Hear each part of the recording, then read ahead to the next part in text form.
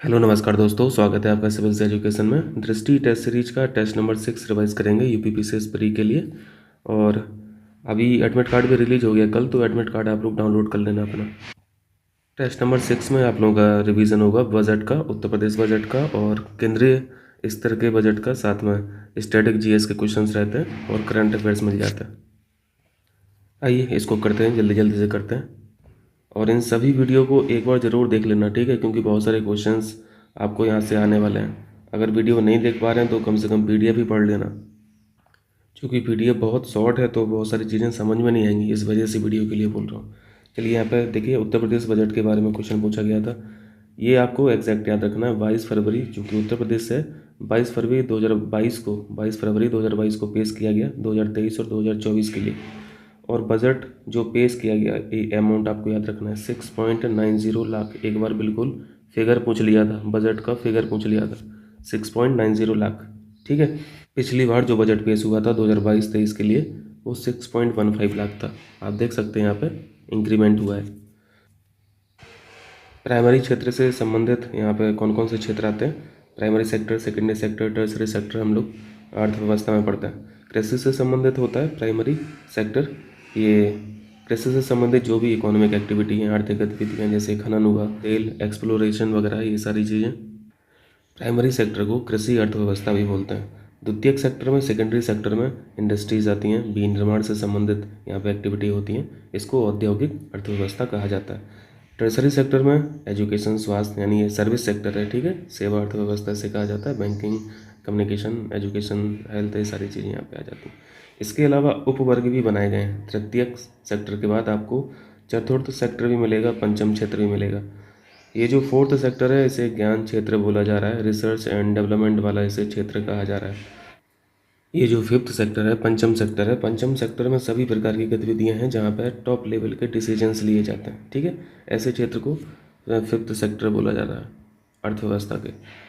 केंद्रीय बजट यहाँ पे 2023-2024 की आर्थिक वृद्धि, आपको ये ध्यान रखना है, ये केंद्रीय बजट के अनुसार है, किसी इंटरनेशनल इंस्टीट्यूशन के अनुसार नहीं है। 7% की यहाँ पे growth rate, economic growth rate estimate की गई है, 7%, ध्यान रखें।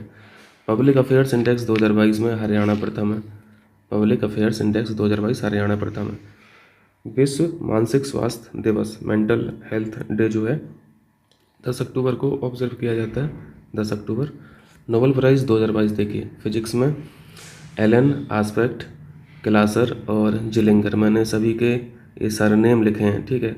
वैसे भी आगे जो नाम लिखे रहते हैं प्रीफिक्स में, वो शॉर्ट में लिखे रहते हैं, तो वो वैसे भी याद नहीं रहते हैं, तो कुछ कुछ याद बना रहता है। फिजिक्स और केमिस्ट्री ये ज़्यादा इंपॉर्टेंट नहीं होते हैं। आपको मेडिसिन जिसमें सिंगल है वो तो ज़रूर याद रखना है, जैसे मेडिसिन, लिटरेचर, पीस और इकोनॉमिक्स। यहाँ पे देखिए, मेडिसिन का नोबेल प्राइज़ मिला है 2022 का स्वांते पावो को, स्वांते पावो नाम याद रखना है। लिटरेचर बहुत इंपॉर्टेंट होता है, एनी एनॉक्स, एनी एनॉक्स, ये महिला है, ठीक है। पीस का नोबेल प्राइज़ मिला है एल्स बियालित्स्की। ये एक इंस्टीट्यूशन चलाते हैं जिसका नाम है centre for civil liberties and memorial, इनका नाम ध्यान रखें। और इकोनॉमिक्स में मिला है ये बर्नान के साथ में 3 लोगों को, 2 लोगों को और मिला है, ये डब्लू डायमंड और डाइव बिंग,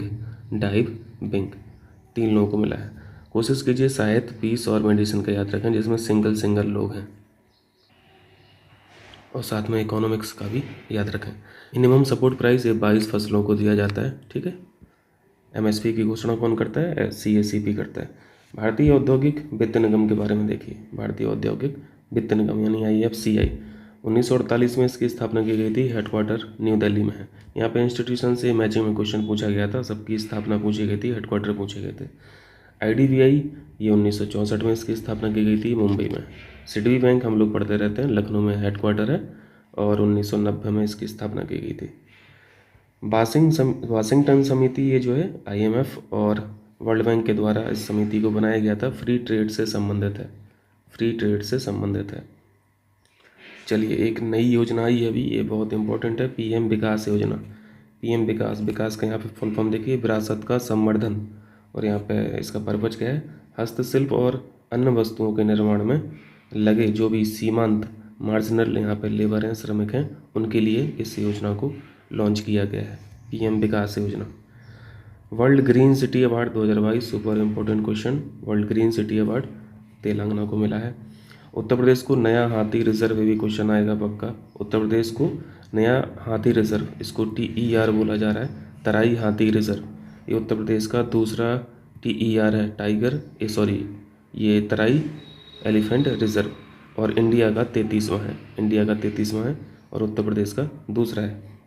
एक टाइगर रिजर्व भी बनाया गया उत्तर प्रदेश में, रानीपुर है ना, रानीपुर, जो उत्तर प्रदेश का चौथा है और भारत का 53वां है, भारत का 53वां है। ये दो क्वेश्चन याद रखें।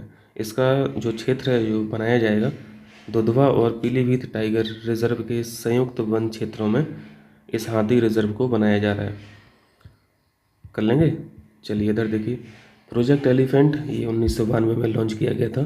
टाइगर रिजर्व टाइगर प्रोजेक्ट 1973 में। और ये जो TER की बात हो रही है, तराई एलिफेंट रिजर्व की 30वां स्थापना दिवस ऑब्जर्व किया गया था। इसी उपलक्ष्य पर ये तराई एलिफेंट रिजर्व की घोषणा हुई। लेकिन इसके साथ साथ 2 यहाँ पे एलिफेंट रिजर्व की और बात हुई थी, यानी कुल मिला के 30वां जो स्थापना दिवस था, PM मोदी ने 3 यहाँ पे एलिफेंट रिजर्व की घोषणा की, जिसमें से पहला है लेम्बरू हाथी रिजर्व, ये छत्तीसगढ़ में है। दूसरा है अगस्तमलाई एलिफेंट रिजर्व, ये तमिलनाडु में है।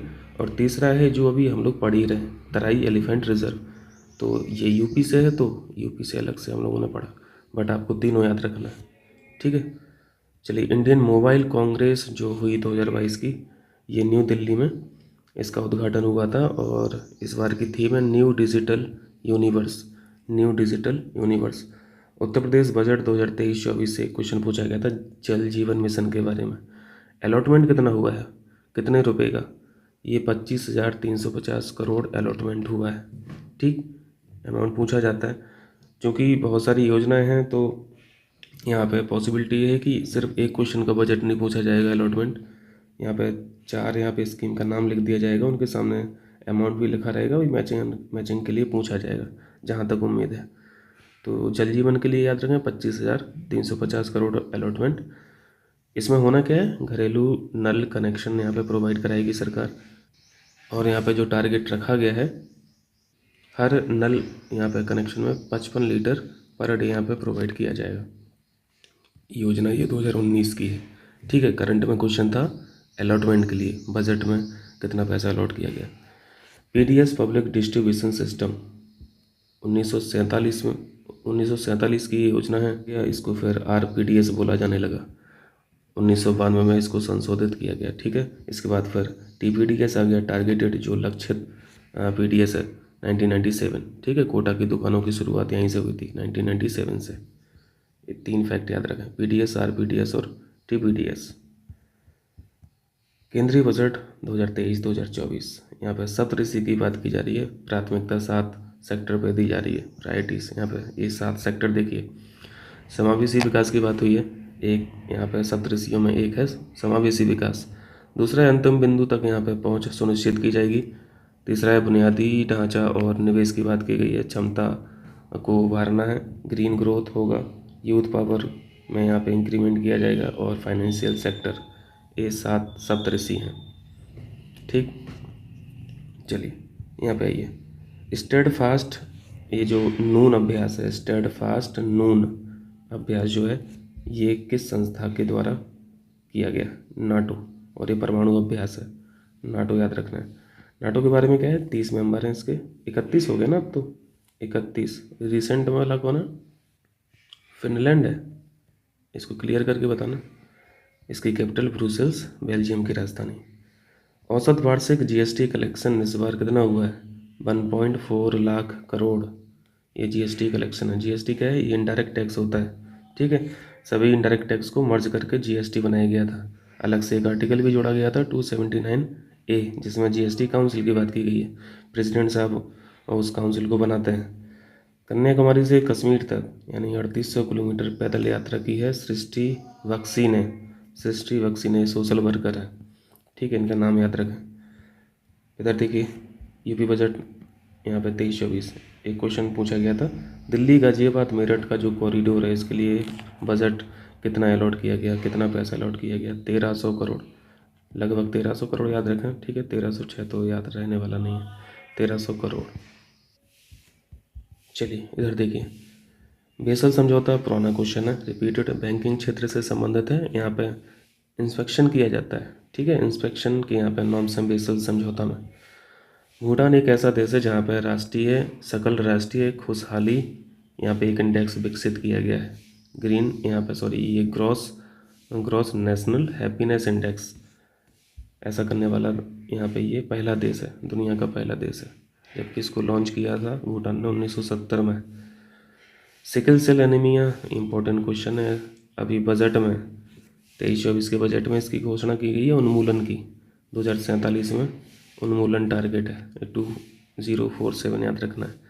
इसमें होता क्या है, इसमें ये आरबीसी विकारों से संबंधित है, ठीक है, वंशानुगत आरबीसी विकार, हीमोग्लोबिन यहाँ पर डिस्टर्ब हो जाता है इस रोग में, आरबीसी चिपचिपी हो जाती हैं, आरबीसी चिपचिपी हो जाती हैं तो आरबीसी का जो शेप है वो उस तरीके से हो जाता है सी आकार का, ठीक है, तभी इसको सिकल सेल बोला जाता है। सिकल मतलब ये हथियार है, एक यंत्र होता है, ठीक है, बड़े ही लोग यूज करते हैं, तो उसी के नाम पे इसका नाम पड़ा है, सी आकार का फार्म टूल है।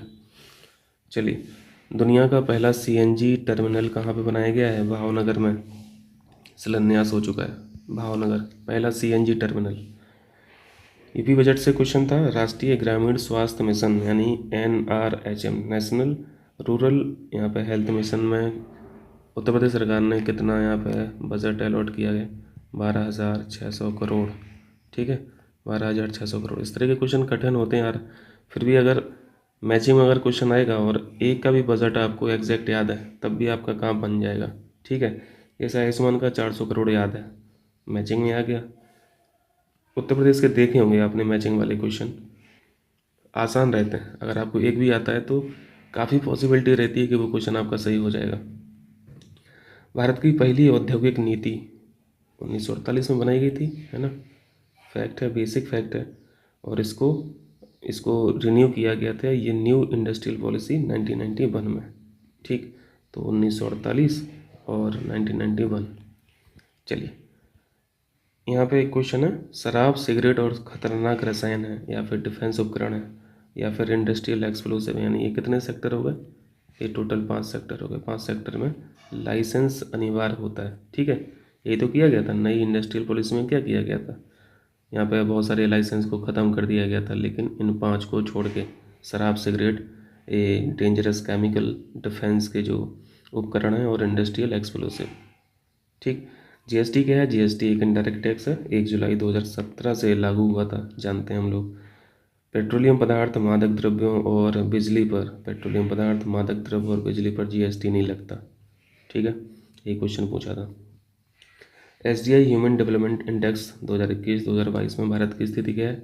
132, और 2000 यहाँ पे 20 लिखे ना, 2020 और 21 की बात करें तो 130 थी, है ना, यानी अभी 2 का यहाँ पे डिक्रीमेंट हुआ है, तो ये -2 भी याद रखना है, यानी दोनों रैंक याद रखना है। चलिए, इस बार की जो थीम है, uncertain times, unsettled lives, सेपिंग our future in a world in transformation.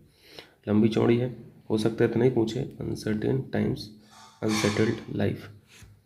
उम्मीद तो वैसे यहाँ पर रैंक पूछने की है, फिर भी याद रखें क्योंकि एसडीआई से सारे फैक्ट इंपॉर्टेंट होते हैं। यहाँ पे न्यू डेवलपमेंट बैंक, ये ब्रिक्स का बैंक है, ठीक है, ब्रिक्स का बैंक है।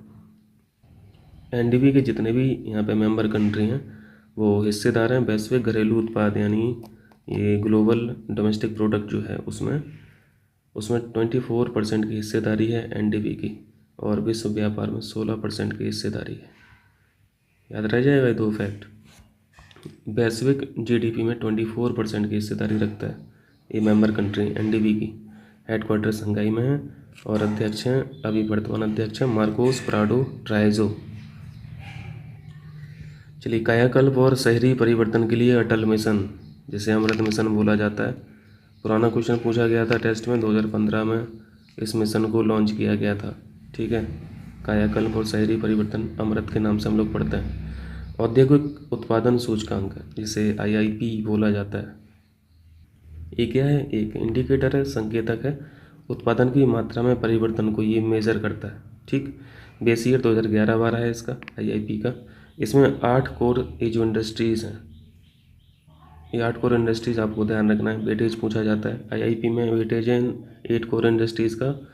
यहाँ पे ये 42 या 57 है, 42 57 ये वेटेज है, ये कम इम्पोर्टेंट है। ये देखिए, ये जो 8 कोर सेक्टर है, ये 8 कोर सेक्टर तो जानते होंगे, रिफाइनरी, इलेक्ट्रिसिटी, स्टील, यहाँ पे ये कोल, कोयला, कच्चा तेल, नेचुरल गैस, सीमेंट और उर्वरक। यहाँ पे सबसे ज़्यादा वेटेज आपको किसका दिख रहा है, ये आपको रिफाइनरी का दिख रहा है। ठीक है, ये याद रखना है। और सबसे कम फर्टिलाइज़र का, ये सबसे कम है। शुरुआत से ये याद रखें, सबसे ज़्यादा वेटेज है रिफाइनरी का, फिर इलेक्ट्रिसिटी का, फिर स्टील का। मिशन कर्मियों की क्या है, सिविल सेवकों के लिए क्षमता निर्माण करना है। आसान सा क्वेश्चन है। यूनाइटेड नेशंस एनवायरनमेंट प्रोग्राम की उत्सर्जन अंतराल रिपोर्ट अभी रिलीज हुई है 2022 की। उत्सर्जन अंतराल रिपोर्ट ये भी पूछा जा सकता है, ये जारी कौन करता है, यूएनईपी, याद रखें। इस रिपोर्ट में बताया गया है कि ये जो G20 के सदस्य देश हैं, ये ग्रीन हाउस गैसेस के लिए 75% जिम्मेदार हैं। 75% जिम्मेदार हैं, ग्रीन हाउस गैसेस का उत्सर्जन करते हैं G20 वाले ये जो मेंबर कंट्री हैं। अभी 2023 की मीटिंग कहाँ पे होनी है, इंडिया में होनी है, सितंबर 2023 में। ठीक, यूएनईपी का हेडक्वार्टर नैरोबी में है, ये केनिया में। अंतर्राष्ट्रीय अभिधम दिवस, अंतर्राष्ट्रीय अभिधम दिवस एक ग्रेटर नोएडा में मनाया गया। ग्रेटर नोएडा याद रखें, इम्पोर्टेंट है, उत्तर प्रदेश से है। 2021 में अगर ये अंतर्राष्ट्रीय अभिधम दिवस कुशीनगर में मनाया गया था। UNHRC ये नानसेन शरणार्थी पुरस्कार 2022 में लाया डॉक्टर एंजेला मर्केल, इनको तो जान रहे होंगे, ये पूर्व वाइस चांसलर है ना जर्मनी की। राष्ट्रीय अवसंरचना पाइपलाइन देखिए, नेशनल ये जो अवसंरचना पाइपलाइन है, विश्व स्तरीय बुनियादी अवसंरचना प्रदान करना यहाँ पे टारगेट है। यही सारी सुविधाएं यहाँ पे प्रदान की जाएंगी। 2019-20 के बजट में इसकी घोषणा की गई थी। ठीक है, यानी पुरानी स्कीम है। और क्वेश्चन जो पूछा गया था टेस्ट में, ये पूछा गया था कि 100 करोड़ से कम वाला अगर कोई प्रोजेक्ट है तो वो NIP के अंतर्गत नहीं आता। 100 करोड़ प्लस यहाँ पे कोई प्रोजेक्ट होना चाहिए, तभी वो NIP के अंतर्गत आएगा। ठीक है, तो ये फैक्ट यहाँ पे पूछा गया था। आइए इस तरफ देखिए, बुक्सा प्रजाति ये उत्तराखंड से बिलोंग करती है। ठीक है, उत्तराखंड से। हिंदुओं की तरह अनुलोम प्रतिलोम विवाह इस प्रजाति में, इस जनजाति में प्रचलित है। खरवार ये जो जनजाति है मिर्ज़ापुर में है, उत्तर प्रदेश। अत्यधिक खूंखार और बलिष्ठ जनजाति के रूप में इसे जाना जाता है। मारिया ट्राइब मध्य प्रदेश और छत्तीसगढ़। मीणा भील ये तो जान रहे होंगे, गरासिया ये राजस्थान से बिलोंग करती है। भील वैसे मध्य प्रदेश में भी मिल जाता है, लेकिन ज़्यादातर ये राजस्थान में ही है। PM प्रणाम योजना इम्पोर्टेंट क्वेश्चन है। रासायनिक उर्वरकों का संतुलित यहाँ पे उपयोग पर जोर दिया गया है इस स्कीम में। मतलब केमिकल जो फर्टिलाइजर्स हैं इसको कम से कम यूज करना है, और ऑल्टरनेट जो फर्टिलाइजर्स हैं यानी बायो, यहाँ पे बायो फर्टिलाइजर की बात हो रही है, इनको बढ़ावा देना PM प्रणाम में। विश्व पोलियो दिवस कब होता है, 24 अक्टूबर को। 24 अक्टूबर को भारत पोलियो मुक्त हो गया था 2014 में ही। ठीक है, कचरे से बायो CNG कौन बनाने जा रहा है, कचरे से बायो CNG बनेगी उत्तर प्रदेश में। ठीक है, और ये काम होगा कैसे, प्लांट के माध्यम से होगा, संयंत्र लगाना पड़ता है, तो संयंत्र लगाए जाएंगे। उसके लिए 3 जिलों में घोषणा भी की गई है, लखनऊ, गाजियाबाद, प्रयागराज। लखनऊ, गाजियाबाद और प्रयागराज। LPG से याद रखें। ठीक है, LPG। चलिए, स्वच्छ सर्वेक्षण पुरस्कार देखिए, इंदौर तो हमेशा ही रहता है। सबसे स्वच्छ शहर जो है वो इंदौर है, 1 लाख प्लस आबादी अगर श्रेणी में बात करें। और इंदौर को ये यहाँ पे कट गया है, मैं यहाँ पे लिख दे रहा हूँ, 7 स्टार कचरा मुक्त शहर का दर्जा मिला है इंदौर को, 7 स्टार। ठीक, और इसके अलावा जो बाकी हैं 5 स्टार मिला है किसी को 3 स्टार मिला है। तो यहाँ पे अगर इंदौर का इंडिविजुअल क्वेश्चन नहीं पूछेगा तो 5 स्टार वाले यहाँ पे ऑप्शंस रहेंगे, और एक ऑप्शन इंदौर भी रहेगा, और पूछ लेगा कि कौन सा यहाँ पे 5 स्टार रेटिंग जिसको नहीं मिली है, तो इंदौर लगेगा नहीं, लेकिन इंदौर होगा क्योंकि इंदौर को 5 स्टार नहीं है, 7 स्टार है। तो यहाँ पे सबसे स्वच्छ शहर हो गया इंदौर। फिर दूसरा स्थान है सूरत का, तीसरा स्थान है नवी मुंबई का। ठीक, इसी यहाँ पे पुरस्कारों में सर्वश्रेष्ठ गंगा कस्बा का पुरस्कार मिला है हरिद्वार को। ठीक, मध्य प्रदेश का देखिए 100+ शहरी निकाय, अगर इनकी बात करें तो इस श्रेणी में सबसे स्वच्छ स्टेट का दर्जा मिला है मध्य प्रदेश को। ये स्टेट वाली बात होगी। ठीक है, मध्य प्रदेश, छत्तीसगढ़ और ये शायद, ये मैंने फिर से एमपी लिख दिया, एमपी नहीं है, कुछ और होगा, मुझे भी नहीं याद आ रहा। ये दो ही याद रखें स्टेट में अगर पूछा जाए। और 100+ ये शहरी निकाय की श्रेणी में है, और 100- शहरी निकाय श्रेणी में अगर बात करें तो सबसे स्वच्छ स्टेट त्रिपुरा है। एक फैक्ट और है यहाँ पे, सबसे फास्ट मूविंग सिटी अवार्ड किसको दिया गया? ये स्वच्छ सर्वेक्षण के ही अवार्ड हैं। Fast mover city award Shivamogga Karnataka को। ठीक है, शिवमोगा इस सिटी को मिला है, शिवमोगा को। चलिए, मिशन मोड, ये जो हस्तक्षेप है, सिर्फ इतना ही पूछा जाएगा। मिशन मोड इंटरवेंशन एक किस क्षेत्र से संबंधित है? ये लग नहीं रहा जो इसका पर्पज है। देखिए, उद्देश्य क्या है? मातृ स्वास्थ्य, यहाँ पे वेलनेस की बात की गई है, बाल स्वास्थ्य से यहाँ से निपटना है, तो यहाँ पे बच्चे और महिलाओं के स्वास्थ्य से ही संबंधित है। चलिए इधर देखिए, दिनेश शर्मा समिति के बारे में पूछा गया। दिनेश शर्मा समिति किस क्षेत्र से संबंधित है? आभासी मुद्राओं की यहाँ पे स्थिति का परीक्षण करना है। आभासी मुद्रा यानी ये जो वर्चुअल करेंसी होती हैं। चलिए, यूपी स्पेशल से क्वेश्चन था। मथुरा पीतल की मूर्तियों के लिए जाना जाता है, कन्नौज इत्र के लिए जाना जाता है, इत्र सम्मेलन भी हुआ था अभी, अंतर्राष्ट्रीय इत्र सम्मेलन लखनऊ में। ठीक है, लखनऊ में। मिर्ज़ापुर कालीन के लिए जाना जाता है, भदोही कालीन के लिए जाना जाता है, खुर्जा मिट्टी के बर्तन के लिए जाना जाता है। मिष्टी योजना इंपॉर्टेंट है, क्वेश्चन पूरे चांस है। मिष्टी, यहाँ पे एम से मतलब बस आप लोग क्या याद रखें? मैंग्रोव रखें तो याद आ जाएगा ऑप्शन देख के। समुद्र तट के किनारे या फिर ये जो सलाइन लैंड है, लवणीय भूमि है, इन क्षेत्रों पर मैंग्रोव वृक्षारोपण करना है इस योजना के तहत। मिष्टी का फुल फॉर्म है mangrove initiative for shoreline habitats and tangible income. अग्नि पी लिखा है ब्रैकेट में, पी का मतलब है प्राइम। ठीक, प्राइम स्वदेशी रूप से विकसित किया गया इस अग्नि मिसाइल को। इसकी रेंज ध्यान रखना है। प्राइम का मतलब फिर ये मत समझ लेना कि अग्नि 5 की रेंज तो 5000+ है, 5000+ किलोमीटर, तो ये प्राइम वर्जन है तो ज़्यादा होगी, नहीं, यही ध्यान रखना। 1000 से 2000 किलोमीटर रेंज है इसकी।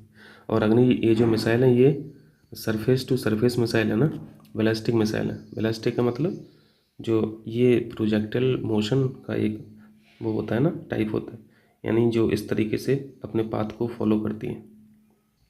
इलेक्शन कमीशन ऑफ इंडिया ने नेशनल आइकन की घोषणा की है। नेशनल आइकन बनाया है पंकज त्रिपाठी को, एक्टर हैं ये तो जानते हैं। Election commission of India article 324। ठीक है, 3 मेंबर बॉडी। उत्तर प्रदेश सौर ऊर्जा नीति 2022 बजट का क्वेश्चन है। 317 करोड़ राशि यहाँ पे अलॉट की गई है, ध्यान रखना है, 317 करोड़ सौर ऊर्जा नीति।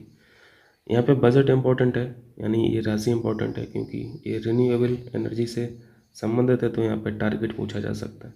इस नीति का जो टारगेट है, इस नीति में टारगेट रखा गया है सौर ऊर्जा यहाँ पे उत्पादन की जाएगी 22,000 मेगावाट, ये ध्यान रखना है। ठीक, 26 से 27 तक है ये 22,000 मेगावाट। 20 पॉइंट प्रोग्राम जीएस का क्वेश्चन है। 1975 में लॉन्च किया गया था। ठीक है, 1975 में लॉन्च किया गया था इंदिरा गांधी सरकार के द्वारा। विशेषकर बिलो पॉवर्टी लाइन जो है, यानी गरीबी रेखा से नीचे लोगों के लिए इसको लॉन्च किया गया था। 1986 में इसको फिर से पुनर्गठित किया गया, तो इसको फिर बोला गया TPP 86। TPP 86 20 point programme 86। इसको फिर से पुनर्गठन किया गया इसका 2006 में, तो फिर इसको बोला गया TPP 2006। हो सकता है इसी को ऐसा ही लिख के TPP 2006 इन्वर्टेड कॉमा में पूछ ले कि ये क्या है, तो लगा देना ये 20 पॉइंट प्रोग्राम है। बुकर प्राइज़ 2022 से इंपॉर्टेंट क्वेश्चन है। श्रीलंकन को मिला है, श्रीलंकन एक राइटर है Shehan Karunatilaka Booker Prize 2022। इनकी ये जो रचना है, उपन्यास है the 7 moons of Maali Almeida. किताब को लिख के राइटर का नाम पूछा जा सकता है, या फिर राइटर का नाम किताब भी पूछा जा सकता है, सेपरेट बुकर प्राइज भी पूछा जा सकता है। तमाम तरीके से क्वेश्चन बनते हैं। Poverty and shared prosperity report जो है ये बनाता है world bank. Poverty and shared prosperity, world bank. चलिए इस तरफ आइए। अंतर्राष्ट्रीय वित्तीय सेवा केंद्र IFSC गिफ्ट सिटी में स्थापना की गई है इसकी, अंतर्राष्ट्रीय वित्तीय सेवा केंद्र। हम लोग बुलियन एक्सचेंज भी पढ़ा था, है ना।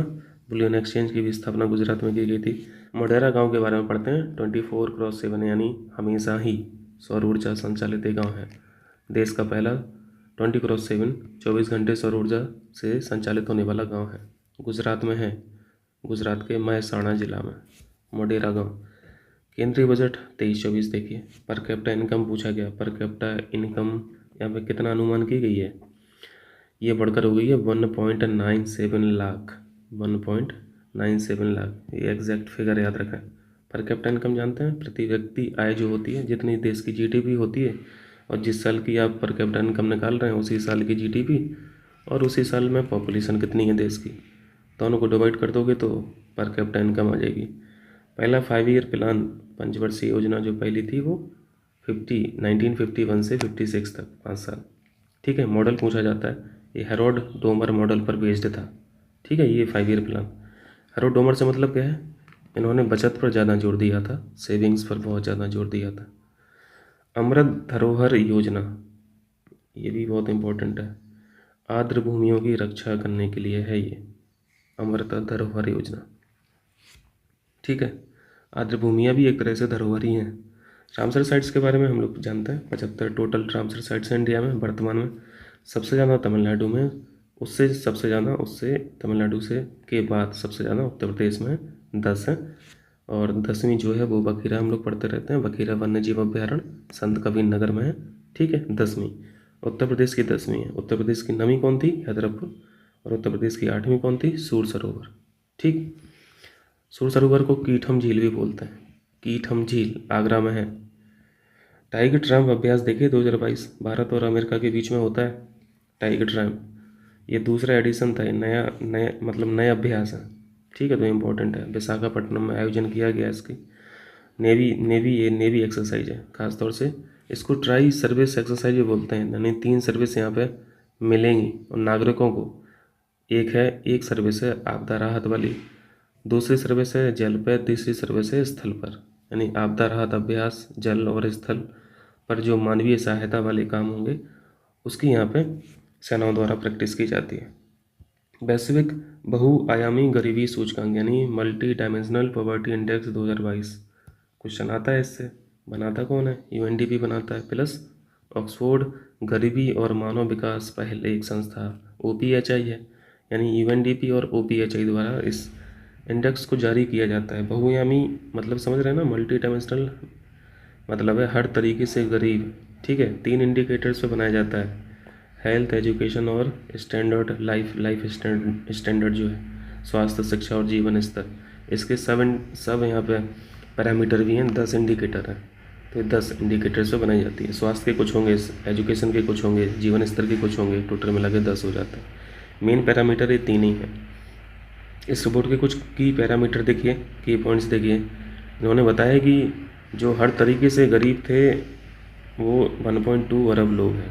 ठीक है, कब से कब के बीच में, ये 2022 की रिपोर्ट है ना, तो ये तब का डेटा दे रहा है, 21-22 का डेटा होगा। भारत की बात करें तो सबसे अधिक यहाँ पर गरीब हैं। ठीक है, सबसे ज़्यादा पॉपुलेशन है, अब तो 1.41 करोड़ हो गई ना पॉपुलेशन। ठीक है, भारत में लगभग 23 करोड़ गरीब हैं, 23 करोड़ गरीब हैं मल्टी डायमेंशनली, इस रिपोर्ट के अनुसार। इस रिपोर्ट ने यह भी बताया कि 2005 और 2006 में गरीबी का स्तर था 55% और 2019 और 21 में ये काफ़ी हद तक घट गया है, 16.5% हो गया। ये फैक्ट याद रख पाओगे, 16.5%। चलिए, इनकम टैक्स में देखिए, अभी केंद्रीय बजट में घोषणा की गई थी, स्लैब काफ़ी चेंज हुए हैं। चूँकि टैक्स में 2 सिस्टम चलते हैं, एक ओल्ड सिस्टम है, एक न्यू सिस्टम है। तो न्यू सिस्टम के अंतर्गत ये चेंजेस किए गए हैं। पहले 5 लाख था, 5 लाख तक अगर आपकी इनकम है तो कोई टैक्स नहीं देना पड़ता था। और अभी जो 23 और 24 के बजट में घोषणा की गई है कि अब आप 7 लाख तक कोई टैक्स नहीं देंगे। 7 लाख तक अगर आपकी इनकम है तो कोई टैक्स नहीं लगेगा। तो ये 7 लाख याद रखना। IIT मद्रास काफ़ी तूफानी काम करता है हमेशा। ये राष्ट्रीय बौद्धिक संपदा पुरस्कार इसको मिला है 2021 और 22 के लिए। राष्ट्रीय बौद्धिक संपदा पुरस्कार IIT मद्रास को। लीड्स ये हम लोग पढ़ते रहते हैं, इसको पहले भी पढ़ रखा है, क्वेश्चन तो सभी पढ़े ही हैं। राज्यों का ये लॉजिस्टिक इंडेक्स होता है। लॉजिस्टिक यानी ये माल ढुलाई वाले जो काम होते हैं लॉजिस्टिक में आते हैं। उत्तर प्रदेश को अचीवर्स स्टेट की श्रेणी में डाला गया, अचीवर्स स्टेट। चलिए इधर देखिए, उत्तर प्रदेश बजट 23-24 का क्वेश्चन है। द मिलियंस फार्मर्स स्कूल, ये जो कार्यक्रम है इसके तहत कितनी किसान पाठशालाएँ खोली जाएंगी? 17,000। ठीक है, 17,000। The millions farmers school. RBI की स्थापना 1935 में हुई थी। RBI एक्ट 1934 के तहत हुई थी। क्वेश्चन पूछा गया था किस कमीशन की सिफारिशों पर RBI की स्थापना की गई थी? Hilton young commission, Hilton young commission. ठीक है। भारत में स्टार्टअप की स्थिति जानिए। स्टार्टअप के लिए तीसरा बड़ा इकोसिस्टम है भारत। स्टार्टअप के लिए तीसरा सबसे बड़ा इकोसिस्टम है। यूनिकॉर्न के संबंध में देखें, यूनिकॉर्न कंपनियां, यूनिकॉर्न की संख्या में भी तीसरी पोजीशन है भारत की।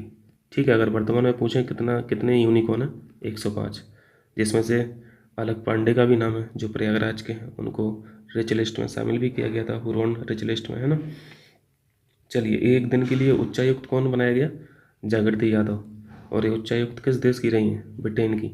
भारत में ब्रिटेन की शीर्ष राजनयिक के रूप में इन्होंने एक दिन के रूप में बिताया। ये लखनऊ से इसलिए क्वेश्चन है, जागृति यादव लखनऊ से। उत्तर प्रदेश डेयरी विकास एवं दुग्ध उत्पादन संवर्धन नीति 2022 के बारे में यहाँ पे देखिए, एक दो फैक्ट यहाँ पे जाने रही है। दुग्ध प्रसंस्करण यानी ये जो मिल्क प्रोसेसिंग है, इस स्तर को बढ़ाना है। मिल्क प्रोसेसिंग के स्तर को बढ़ाना है 10% से 25%।